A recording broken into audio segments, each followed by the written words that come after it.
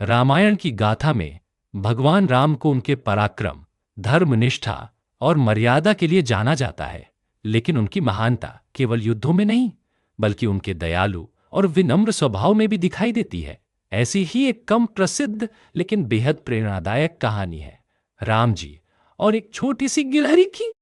जब रावण से माता सीता को वापस लाने के लिए भगवान राम ने समुद्र पर पुल राम सेतु बनाने का निर्णय लिया, तब उनकी वानर सेना बड़े जोश से काम में जुट गई। वानर बड़े बड़े पत्थर उठाकर समुद्र में डालते, जिन पर राम का नाम लिखा होता, और वे पत्थर चमत्कारिक रूप से पानी में तैरने लगे। इसी दौरान एक छोटी सी गिलहरी भी वहां आ गई।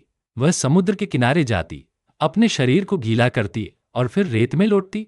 उसके बाद वह उन रेत के कणों को पुल की नींव पर झाड़ती। वह बार बार यही करती रही। बड़े वानर इस पर गिलहरी ने शांत भाव से कहा, मैं जानती हूं मैं छोटी हूं, लेकिन यह मेरा प्रेम और सेवा है प्रभु राम के लिए। मैं जो कर सकती हूं वही कर रही हूं।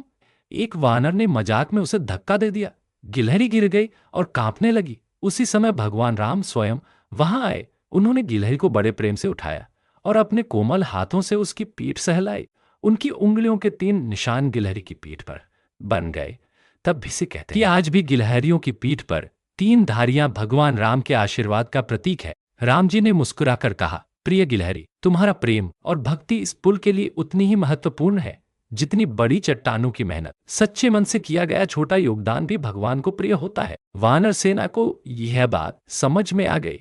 सभी ने गिलहरी को यह कहानी हमें सिखाती है कि भक्ति और निष्ठा से किया गया छोटा सा कार्य भी महान होता है। भगवान राम की महानता केवल उनके शौर्य में नहीं, बल्कि उनकी नम्रता और सभी प्राणियों के प्रति स्नेह में